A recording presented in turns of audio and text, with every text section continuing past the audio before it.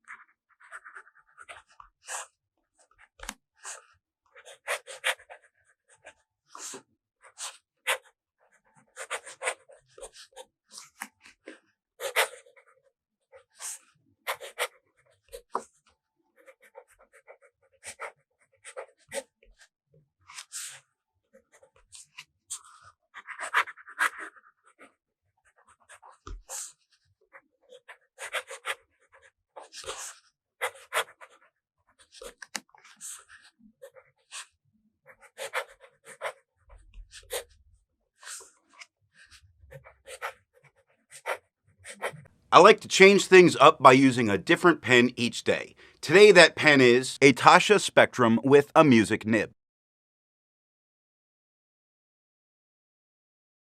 It's inked up, used for a day, and used to take the notes for this video.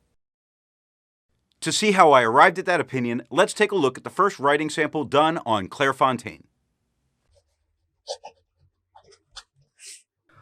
Looking at the posting nib, now this nib does expose weakness of inks, and inks that have a bunch of weaknesses makes it even worse. It's hard to read. Now it's not feathering, it's not spreading. Technically there is some shading that you do see going on here, but this is a green that's very difficult to read on the page, and in fact, I'm hoping it comes through on camera for you to see, and if it doesn't, I'm putting it up anyway.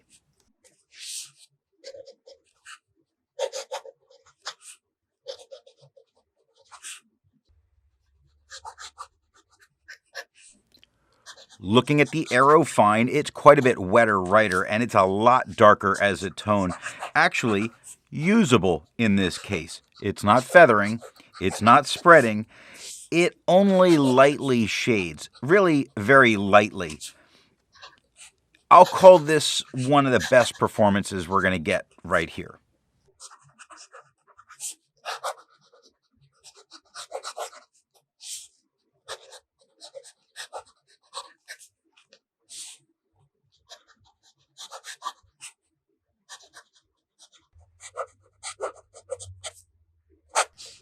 Looking at the Architect nib, we see that it's lighter than we had with the Arrow Fine, still darker than the posting. It's not feathering, it's not spreading, it is shading, it is a usable tone. You can read it. I don't think it's a very nice green on the page, but it's still there and can be read.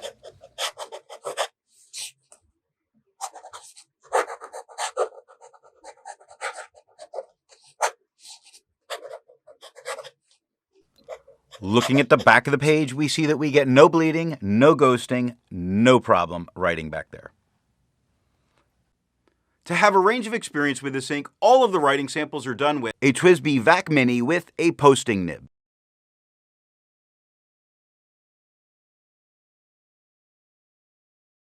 A TWSBI Eco with an Aero nib that is fine.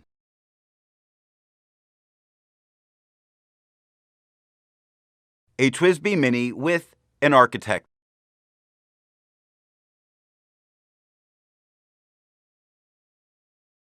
The next writing sample is done on a WritePad's reporter pad. Looking at the posting nib, we see that it's still very, very light. More usable than it was on the Clairfontaine, I think, though still basically unusable. Now, it's not feathering, it's not spreading, it is giving some shade. I can read this, but if I took this outside, I don't know that with outdoor light I would be able to write it, and I'm in a very closed space with just studio lights.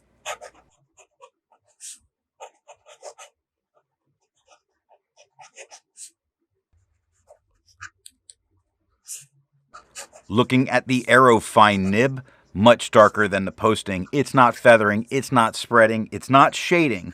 It is a little bit darker than we saw on the Clairfontaine. I think this is fairly nice. Again, throughout a lot of this, I think this is going to be one of the nicer nibs we're going to see with this ink. It really was a pain, and to try and find multiple pens, I tried a number of of the sets that I've been using, and I just went with this one because I felt like it didn't matter.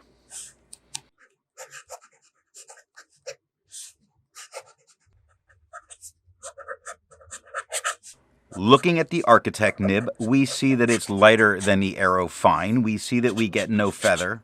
We see no spread. We do see some shading going on. It's definitely there.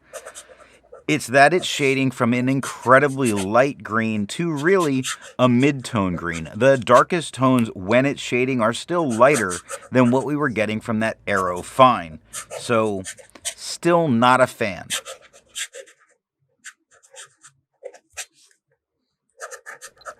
Looking at the back of the page, we see that we get no bleeding, no ghosting. It would be a surprise if we did with how light this ink is, so you can easily use the back of the page.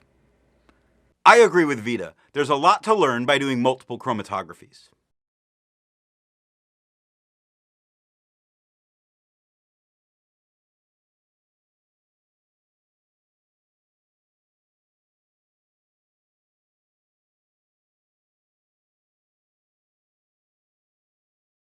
The next writing sample is done in a FieldNotes reporter's notebook.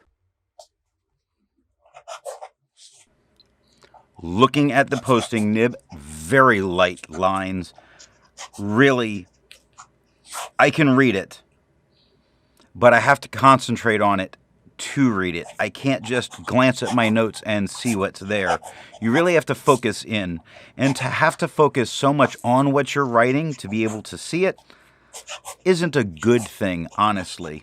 It's not feathering, not spreading. It is shading a little bit. It is all there.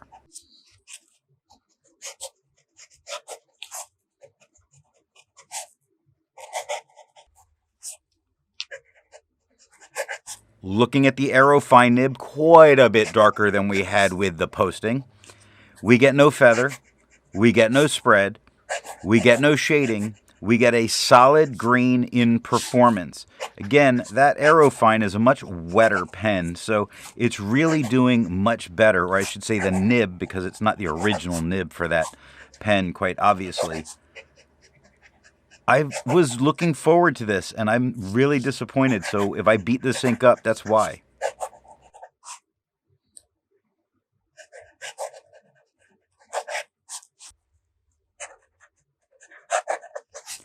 Looking at the Architect nib, it is darker than the posting, lighter than the Fine. It's not feathering, not spreading, is shading, and even in the shading, its lightest tones are like what we get in the posting. Its darkest tones are nowhere near as dark as we were getting with the Aero Fine. So even as it's doing it, I don't see the shading as doing really a good job here. It just looks to me like some of it is easier to read than other parts. Looking at the back of the page, we get no bleeding, no ghosting, no problem using the back. Resistance tests are done to see how this ink can be expected to perform on the page, and more importantly, how hard it may be to clean from your pen. This smear is allowed to dry for 3 days before testing it. And here we see the results of the resistance test.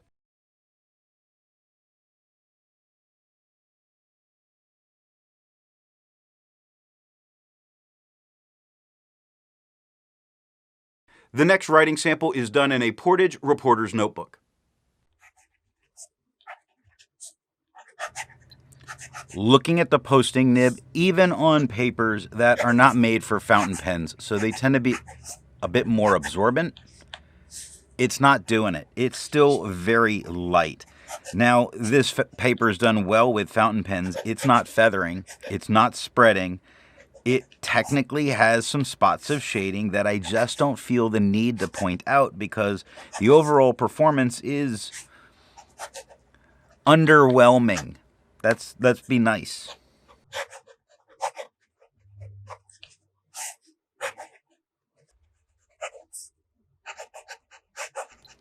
Looking at the Aerofine nib, quite a bit darker than the posting. No feather, no spread. Yes, it is giving some shading. Now look at only on the top line, starts darker, it gets lighter. Thing starts darker, works its way lighter. Plagued on the second line, darker to lighter. That on the second line, darker to lighter. So it's doing a lot more shading here than I think it really has on most of the paper.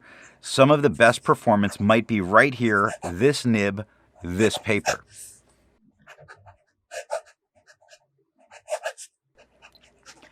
Looking at the Architect nib, it is lighter than the Aerofine, a little bit darker than we had with the posting.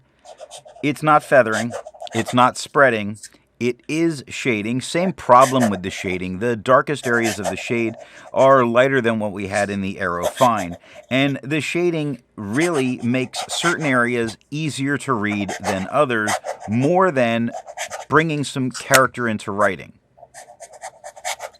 Looking at the back of the page, very surprisingly, there's quite a bit of ghosting with the Aerofine and with the Architect. So while the Aerofine nib gives the best writing experience, here, it may not be the best to be able to use the back of the page. But there was no bleeding. With over 1,000 inks reviewed, let's take a look at some color comparables. Here is Ackerman Dutch Masters number 10. Here is Diatramentis Black Green. Here is Diamine Jade Green.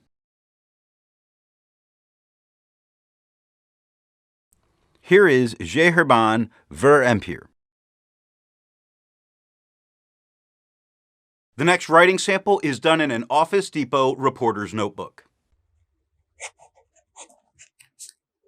Looking at the posting nib, the darkest tone that we've got so far from that posting nib. Now, it's got tiny feathers, but considering everything that's gone on, I'll take it. It does have a little bit of spread, which, again, considering the way that things have been going with this ink, I'll take it. It does show some shading, and it's showing it better than it has on any previous writing sample. Probably one of the nicest, as long as its bleed isn't too much.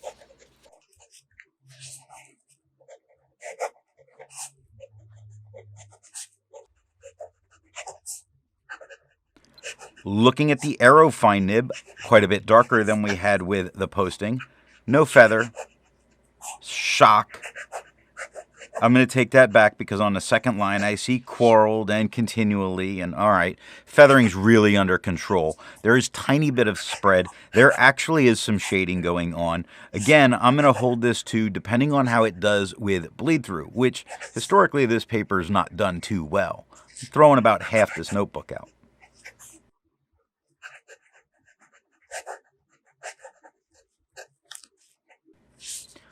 Looking at the Architect nib, it is, in general, around the same tones that we were getting with the Aerofine.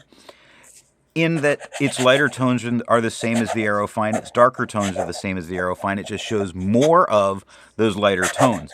It does have a tiny bit of feathering. It does have a tiny bit of spread. It does show shading very well for what's there. And in this case, I don't think it's a matter of just making it easier to read, but it's actually doing a good job here. Looking at the back of the page, I was really hoping for the Aerofine to do well, but the Aerofine is the one that bled through and touched the page underneath. We can see, looking at the back of the page, the ghosting, there's no writing back there. While it's nice to find other inks in the same color family, I'd prefer to find an ink that complements its color on the page. Here's an orange ink by Diatramentis, their Michelangelo or Ochre Yellow. Here is a purple ink by Krishna, their Sea and Storm. Here is a black ink by Diamine, Quartz Black.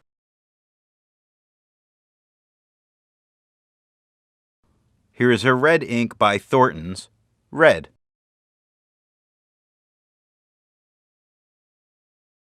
The last writing sample is done on 20-pound copy paper. Looking at the posting nib, we get a tone that we can use. We can read it. Now, it does have a tiny bit of feathering. It does have a tiny bit of spread. It's doing fairly okay on this cheap copy paper. It does show some shading, which copy paper doesn't normally do. So this is the best performance with the posting nib with this ink, hands down. Looking at the Aerofine nib, it is a bit darker than the posting. Not tons and tons, but certainly quite a bit darker. It does have a tiny bit of feathering, way under control. It does have a little bit of spread, again, way under control, doing a great job. It even shows some shading. So as long as what we get to see is that the bleed is under control, this ink might do great for copy paper. Looking at the Architect nib, we get in the ballpark of the Aerofine, maybe just in general a little bit lighter.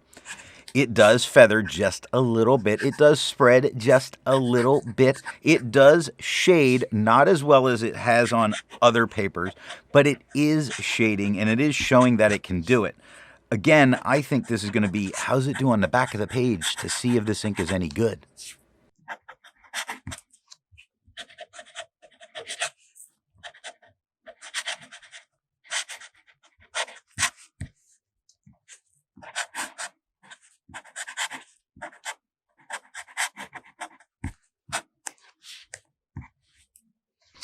Looking at the back of the page, the ghosting, I don't think you could use the back of the page, but nothing bled through and touched the page underneath. Great. Here's a great ink to use on 20-pound copy paper. So what nib and pen do I think is going to give the best writing experience with this ink? In general, I'm going to say you need to go with a super wet and the broadest pen that you have, and preferably not on fountain pen friendly paper. It did better on fountain pen friendly paper with wetter pens than it did on non-fountain pen paper. With the exception of, you can get away with quite a bit using this ink on 20-pound copy paper. So while I'm normally going to suggest a nib and a pen, and I'm going to go super wet, super broad, I'm going to more this time say, use it on copy paper.